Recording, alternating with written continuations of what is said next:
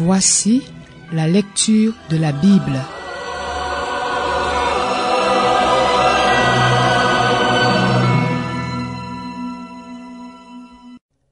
Nombres, chapitre 25. Israël était installé à Sittim. Le peuple commença alors à se livrer à la débauche avec les femmes moabites. Elles invitèrent le peuple au sacrifice en l'honneur de leur Dieu, et le peuple mangea et se prosterna devant leur Dieu. Israël s'attacha au Dieu Baal-Péor, et la colère de l'Éternel s'enflamma contre Israël.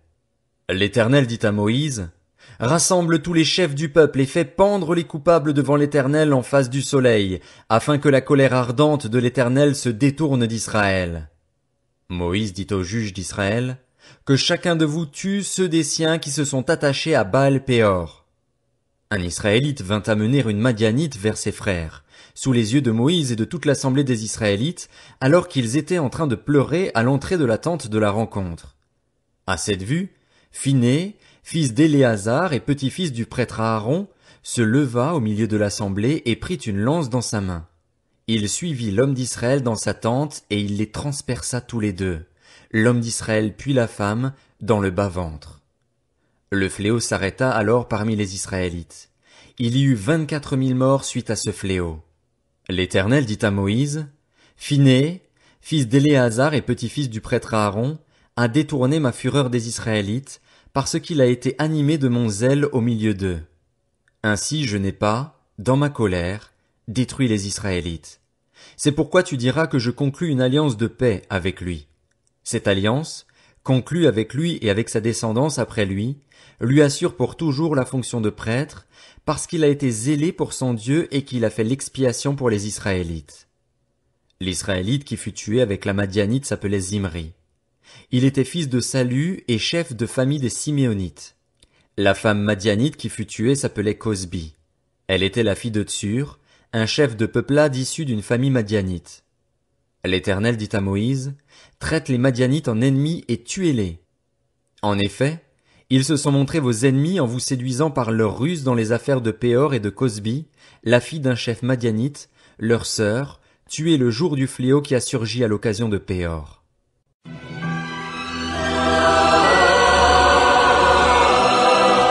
C'était la lecture de la Bible.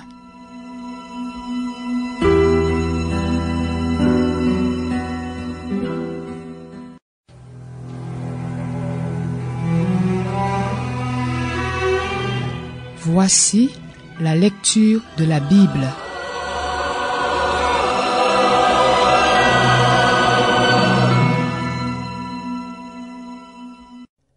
Nombres, chapitre 26. À la suite de ce fléau, l'Éternel dit à Moïse et à Éléazar, le fils du prêtre Aaron, « Faites le dénombrement de toute l'assemblée des Israélites âgés de 20 ans et plus en fonction de leur famille, de tous les membres du peuple d'Israël aptes au service militaire. » Moïse et le prêtre Éléazar leur parlèrent dans les plaines de Moab, près du Jourdain, vis-à-vis de Jéricho. Ils dirent, « On fera le dénombrement des hommes âgés de 20 ans et plus, comme l'Éternel l'avait ordonné à Moïse et aux Israélites à leur sortie d'Égypte. » Ruben était l'aîné d'Israël. Voici les descendants de Ruben. Enoch, dont descend le clan des Énochites, Palu, dont descend celui des Paluites, Hetzron, dont descend celui des Hetzronites, Carmi, dont descend celui des Carmites. Tels sont les clans des Rubénites. On dénombra 43 730 hommes. Descendants de Palu, Eliab, fils d'Eliab, Nemuel, Dathan et Abiram. C'est ce Dathan et cet Abiram qui faisaient partie des hommes convoqués à l'assemblée et qui se soulevèrent contre Moïse et Aaron avec la bande des partisans de Corée lors de leur révolte contre l'Éternel. La terre s'entr'ouvrit et les engloutit avec Corée, quand ceux qui s'étaient rassemblés moururent et que le feu dévora les 250 hommes. Ils servirent d'avertissement au peuple. Quant aux fils de Corée, ils ne moururent pas. Voici les descendants de Siméon en fonction de leur clan. De Nemuel descend le clan des Nemuélites, de Jamin celui des Jaminites, de Jakin celui des Jakinites, de Zérar celui des Zérakites, de Saül celui des Saülites. Tels sont les clans des Siméonites. On dénombra 22 200 hommes. Voici les descendants de Gad en fonction de leur clan. De Tséphon descend le clan des Tséphonites. de Haggi celui des Haggites, de Shuni celui des Shunites, d'Ozni celui des Oznites, d'Éri celui des Érites, d'Arod celui des Arodites, d'Arééli celui des Aréélites. Tels sont les clans des descendants de Gad. On dénombra 40 500 hommes. Les fils de Juda étaient Er et Onan, mais ils moururent dans le pays de Canaan. Voici donc les descendants de Juda en fonction de leurs clans. De Shéla descend le clan des Shélanites, de Péretz celui des Péretzites, de Zérar celui des Zérakites. Les fils de Péretz furent Hétzron, dont descend le clan des Hétzronites, et Hamul, dont descend celui des Hamulites. Tels sont les clans de Juda, on dénombra 76 500 hommes. Voici les descendants d'Issachar en fonction de leurs clans.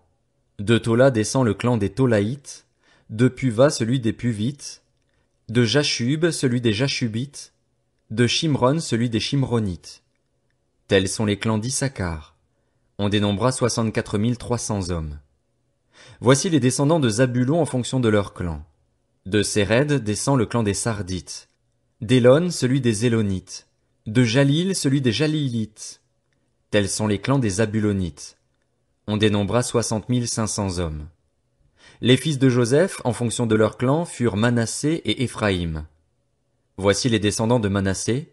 De Makir descend le clan des Makirites.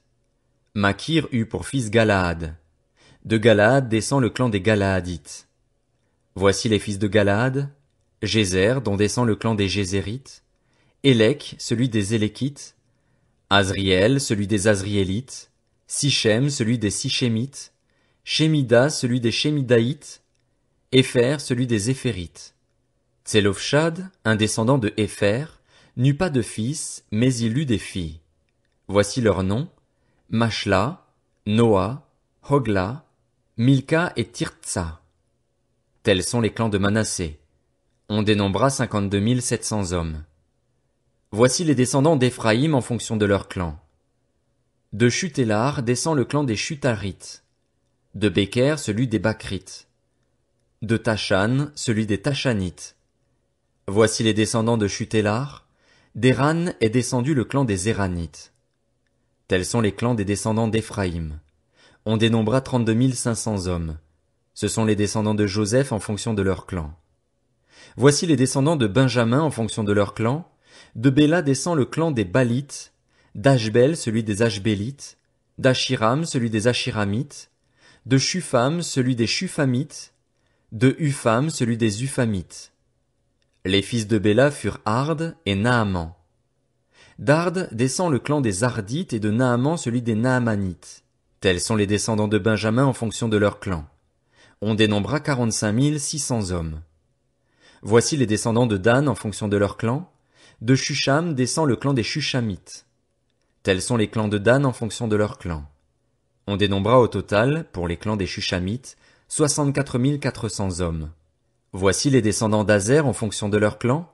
De Jimna descend le clan des Jimnites. De Jishvi celui des Jishvites. De Béria celui des Bériites. Des fils de Béria descendent de Héber le clan des Hébrites et de Malkiel celui des Malkiélites. La fille d'Azer s'appelait Sérar. Tels sont les clans des descendants d'Azer. On dénombra 53 400 hommes. Voici les descendants de Nephtali en fonction de leur clan. De Jatsil descend le clan des Jatsilites, de Guni celui des Gunites, de Jétser celui des Jitzrites, de Shilem celui des Shilémites. Tels sont les clans de Nephtali en fonction de leur clan. On dénombra 45 400 hommes. On dénombra 601 730 Israélites. L'Éternel dit à Moïse: le pays sera partagé entre eux pour être leur propriété proportionnellement au nombre de personnes. À ceux qui sont plus nombreux tu donneras une portion plus grande, et à ceux qui sont moins nombreux tu donneras une portion plus petite. On donnera à chacun sa portion en se basant sur le dénombrement. Toutefois, le partage du pays s'effectuera par tirage au sort. Ils le recevront en propriété selon le nom des tribus de leurs ancêtres. C'est par tirage au sort qu'on répartira le pays entre eux, en fonction de leur nombre. Voici les Lévites dont on fit le dénombrement en fonction de leur clan. De Gershon descend le clan des Gershonites, de Kehat celui des Kéhatites, de Merari celui des Mérarites. Voici les clans de Lévi. le clan des Libnites, celui des Hébronites, celui des Machlites, celui des Mushites, celui des Coréites. Kehat eut pour descendant Amram. La femme d'Amram s'appelait Jochébed. Elle était une descendante de Lévi née en Égypte.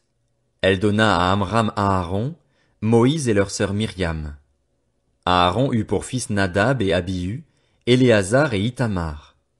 Nadab et Abihu moururent lorsqu'ils apportèrent du feu étranger devant l'Éternel. On dénombra au total 23 000 hommes âgés d'1 mois et plus. Ils ne furent pas inclus dans le dénombrement des Israélites parce qu'ils ne reçurent pas de possession au milieu d'eux. Tels sont les Israélites dont Moïse et le prêtre Éléazar firent le dénombrement dans les plaines de Moab, près du Jourdain, vis-à-vis de Jéricho.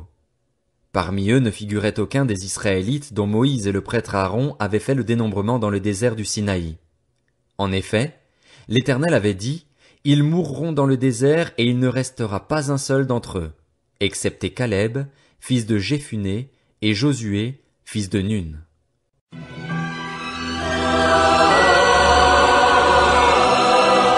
C'était la lecture de la Bible.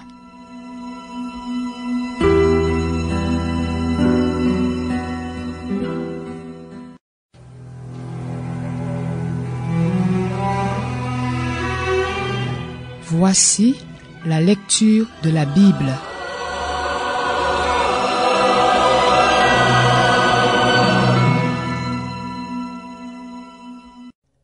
Nombre, chapitre 27. Les filles de Tselophshad, le descendant de Hépher, fils de Galaad, fils de Makir, fils de Manassé, des clans de Manassé, fils de Joseph, s'appelaient Machla, Noa, Hogla, Milka et Tirtsa. Elles s'approchèrent et se présentèrent devant Moïse et devant le prêtre Éléazar, ainsi que devant les princes et toute l'assemblée à l'entrée de la tente de la rencontre en disant, « Notre père est mort dans le désert. Il ne faisait pas partie de l'assemblée de ceux qui se sont révoltés contre l'Éternel, de la bande des partisans de Corée, mais il est mort pour son propre péché et il n'avait pas de fils. Pourquoi le nom de notre père disparaîtrait-il de son clan du simple fait qu'il n'a pas eu de fils? Donne-nous une possession parmi les frères de notre père. » Moïse porta leur cause devant l'Éternel, et l'Éternel dit à Moïse, « Les filles de Tselophshad ont raison. Tu leur donneras en héritage une possession parmi les frères et leur père, c'est à elles que tu feras passer l'héritage de leur père. Tu transmettras ces instructions aux Israélites. Lorsqu'un homme mourra sans laisser de fils, vous ferez passer son héritage à sa fille. S'il n'a pas de fille, vous donnerez son héritage à ses frères. S'il n'a pas de frère, vous le donnerez aux frères de son père. Si son père n'avait pas de frère, vous le donnerez au plus proche parent dans son clan et c'est lui qui le possédera. Ce sera pour les Israélites une prescription et une règle, comme l'Éternel l'a ordonné à Moïse. L'Éternel dit à Moïse, « Monte sur ce sommet des montagnes d'Abarim et regarde le pays que je donne aux Israélites.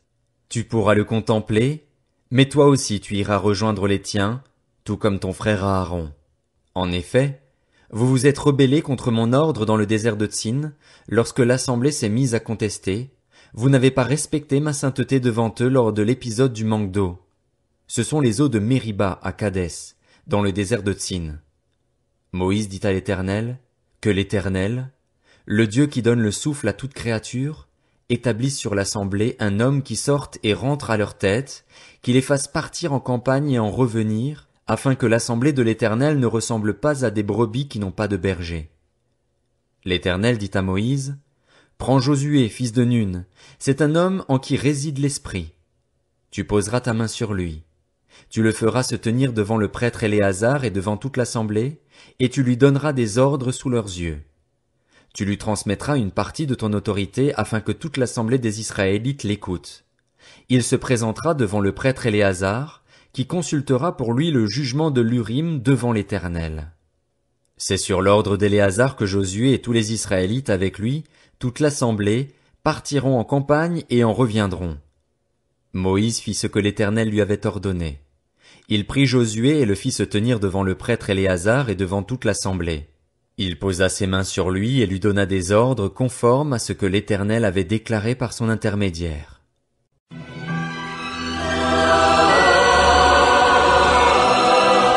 C'était la lecture de la Bible.